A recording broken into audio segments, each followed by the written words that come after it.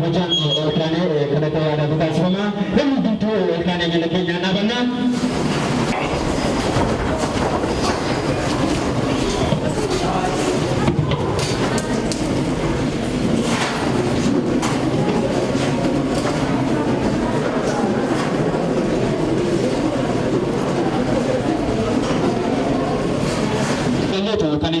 Deebii kana dhiyeessinuu fi egaa SABOM DAWIT ENKOSA wiirtuu leenjii ANSIIF International TAEKWONDO irratti leenjisaa egaa bara meeqa kan ispoortii leenjii eegaltan wiirtuun isinitti leenjii TAEKWONDO fudhattanii eessa ture bara meeqa immoo leenjii eegaltan kan jedhudha gaaffiin keenya jalqabaa. Jalqabuun koo bara 2002 kan itti jalqabe immoo wiirtuu Black Star kan jedhamu. Haalli xiqqaata. Leenjisaan isin leenjisaa ture eenyu kan jedhu gaaffiin keenya nun deebine. Jalqaba bara 2002 kan leenjisaa ture SABOM Indaalkaachoo Roobii jedhama. Nama naqabte. Mooraa itti xiqqaataa malee. Gaaffii keenya lammataatiin bara meeqa kan digirii jalqabaa keessan fudhatanii jedha? Digirii jalqabaa koo kan fudhadhe bara 2004. Bara 2004 TAEKWONDOodhaan digirii jalqabaa keessan kan fudhatanii digirii jalqabaa keessan bara 2004 erga fudhatanii arraba akka lakkoofsa Itoophiyaatti bara 2009 keessa kan jirru turtii hanga kana gidduu jirru irratti har'a digirii meeqaffaadha kan qabdani? Digirii lammaffaan qaba. Digirii lammaffaa hamilee xiqqaata.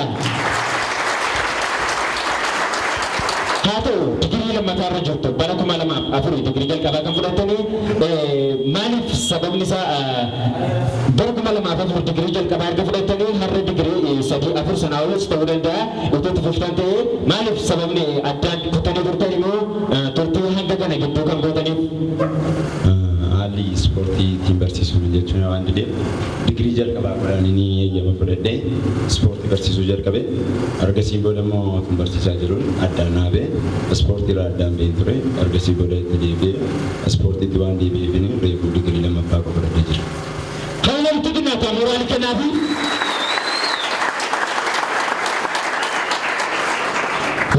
Leenjii ANSIIF International TAEKWONDO leenjisuu kan eegaltan bara meeqaa eessatti? Leenjisuu kan jalqabe magaalaa Giddaa kan jedhamu kanaa gadidha. Giddaatiin jalqabe bara 2005 leenjisuu jalqabe. Hamilee itti xiqqaata. Mooraalee. Wiirtuu leenjii ANSIIF International TAEKWONDO magaalaa Najjoo keessatti arraan marsaa meeqaffaadha kan eebbisaa jirtanii? Magaalaa Najjoo keessatti marsaa lammaffaa isaanii eebbisaa jira. Kanatti aansuudhaan gaaffii nuti qabnu wiirtuu leenjii keessan keessatti barattoonni leenji'an naamusi isaan calaqqisiisan maal fakkaata? Walumaa galatti wiirtuu leenjii keessan keessatti barattoonni keessan maal fakkaatu? Wiirtuu leenjii keenya keessatti barattoonni amalli isaanii gaariidha. Waa isaan calaqqisiisanis amalli isaanii gaariidha. Barattoota koodhaan jaalladha. Isaanis fudhadhu. Barattoota koo baay'een jaalladha. Amala itti xiqqaata garuu waan hundumarra. Naamusi isaan calaqqisiisan baay'ee gaariidhaan illee barattoota koo baay'een jaalladha jedhanii barattoonni akkuma isaan jaalladhu barattoota koo daragaadha waan jedhan natti fakkaata. Isinoo maal jettu mee? Namni ibsu jira? Mee namni ibsu? Hamileen itti xiqqaata amaleedhaan. SABOM DAWIT nu biratti qofaatu hin taane nama biyya kana guutummaatti nama jaalatamuu qabudha. Tokko immoo nama ispoortii jammaraa safara kana keessatti dhufee nu banedha waan ta'eef nu qofaatu hin taane safarri sun guutummaanuu akka inni jaallatu abdii guddaan qabu. Hamileen itti xiqqaata moraal kanaafi. Jan qarshii meeqadha akkasumaan tola ooltummaadhaan barattoonni isin tola kennitaniif jiru lakkoofsaan meeqa ta'u kan jedhudha. Gatii ji'aan barattoota irraa funaanuu qarshii 40dhaan barsiisa. Gatiin ji'a isaanii qarshii 40dha.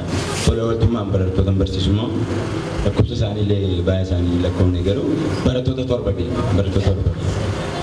Wiirtuu leenjii International TAEKWONDO ANSIIF keessatti tajaajila akkamiitti kan kennitan leenjii akkam akkamii kennitu?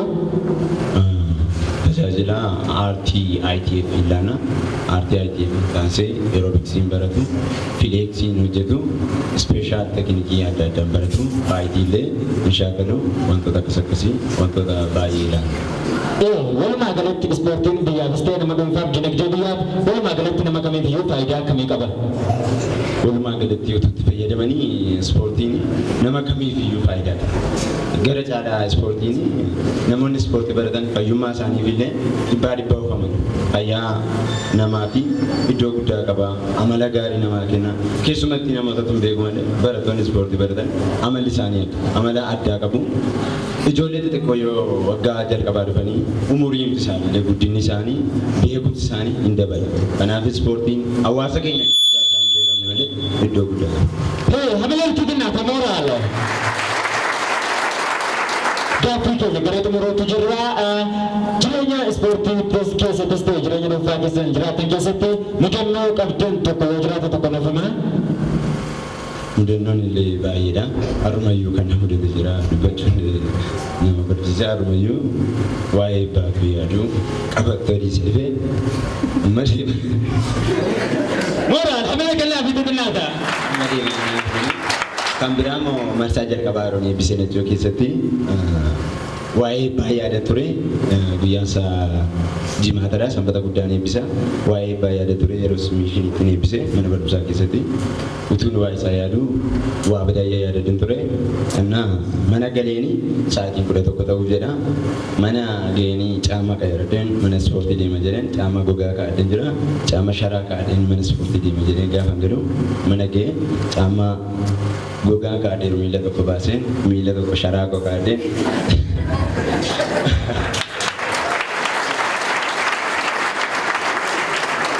Ispaati marrani safara kontiineri jiru safara keenya irra deemaa dhufe ennaani namoonni natti kolfu turan dhaabatanii natti kolfu turan inni kaanii miila kulaalee kolfa waa isaan kolfan hin barreen gabu kanaan booda deemee dhufee gaafa mana buulii ga'u barattoota keessaa mucaa tokko jira gammadaa namarraa jedhama mana puulii goo keessa dhaabataa mana puulii keessa jira ture gaafa nagee achi wayyaa ispoortii isaa biraa fudhachuu dhufu akkasuma ilaale maataatan isin miila keessan sirrii miti naan jedhe gaafa ilaalu sharaa tokkoo fi caama tokko kaa'atee jira inni namoonni karaarraa natti kolfan isa jedhee baay'ee yaadate bira.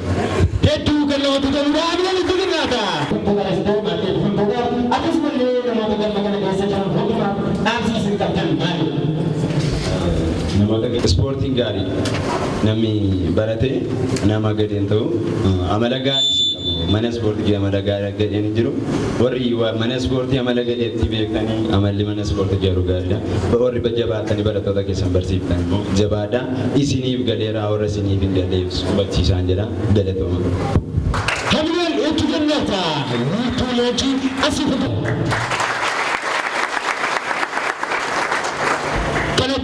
Aansuudhaan dargaggoof ispoortii wantoota guyyaa irraa leenjifamtoota ANSIIF International TAEKWONDO fi akkasumas maatii leenjifamtoota guyyaa irraa galma kana keessatti argamtan maraa baga gammaddan baga guyyaa irraa geessan isin jedha harka.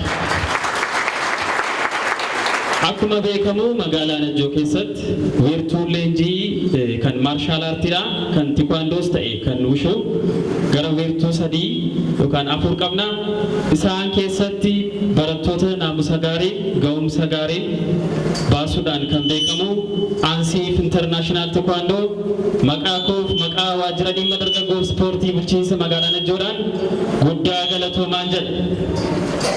Itti aansuun magaalaa Najjooti keessatti dargaggoonni iddootti oolan bakka hin jirretti meeshaan ispoortii fi bakka oolmaa ispoortii ga'aan bakka hin jirretti dargaggoonni muraasni ga'ee isaanii maallaqa isaanii beekumsa isaanii aarsaa godhanii dargaggoo hamma kanaaf waan mootummaan gochuu hin dandeenye dhuunfaa isaaniitiin godhanii dargaggoo kanaaf bakka oolmaa qopheessuun alatti dargaggoo naamusa gaarii qabu kan lammiisaaf kan biyyasaaf waan gaarii yaadu uumuu danda'u isaaniitiif irra deebi'uudhaan maqaa waajjira dhimma dargaggoo ispoortii maqaa dhimma dargaggoo ispoortiidhaan guddisee galateeffachuu barbaada.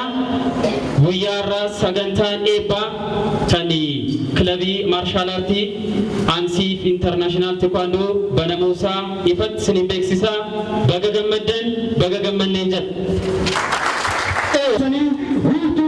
ANSIIF International TAEKWONDO sabab ibsamanafu kalawata jitamile nasmana.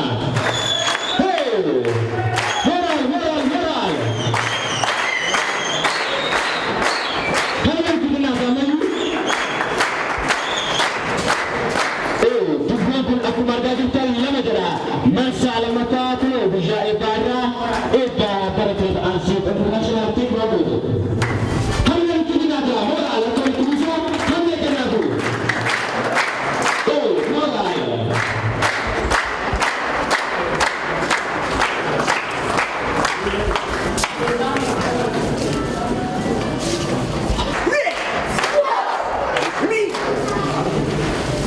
See?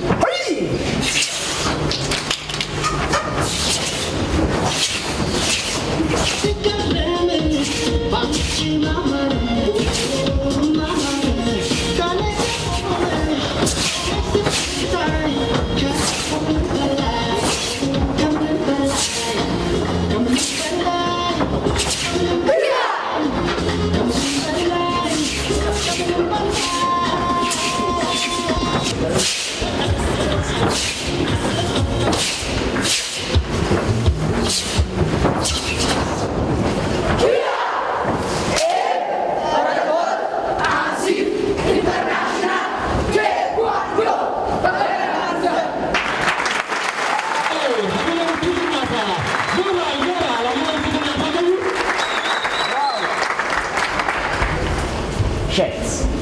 Right? Right. Rockets. Oh, hari ini angkat kesa kalau bosan itu. Moral, ada itu bisa kita kena tu. Hey.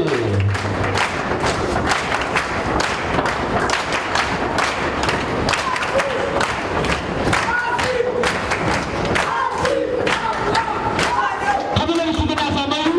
Moral, ada itu bisa kita kena tu.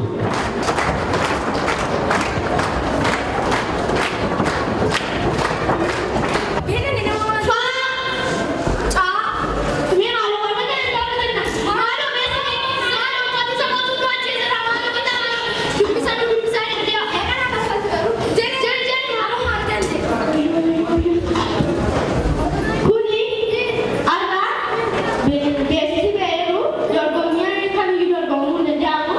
Eebba International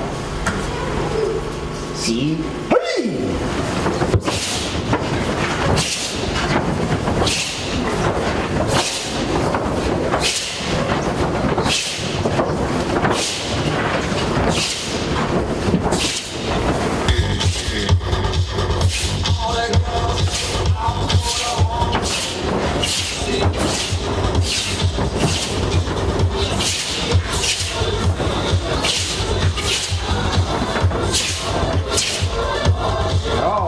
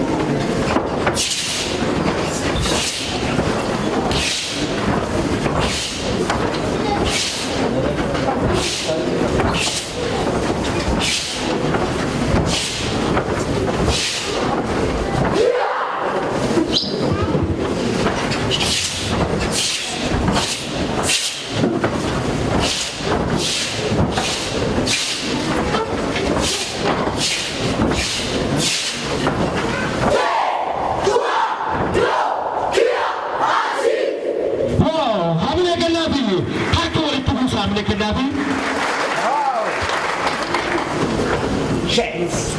Right? Hey, I'm in a little nasa. Hey, moral.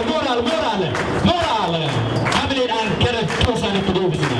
Hey, ANSIIF International TAEKWONDO. Barattoota, qaama sunuudhaan leenjisaa jira. Filansaa Lafaasaa, haala kanaan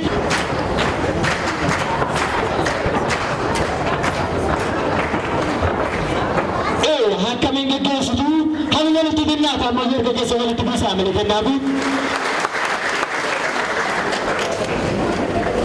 Nak buat itu semua.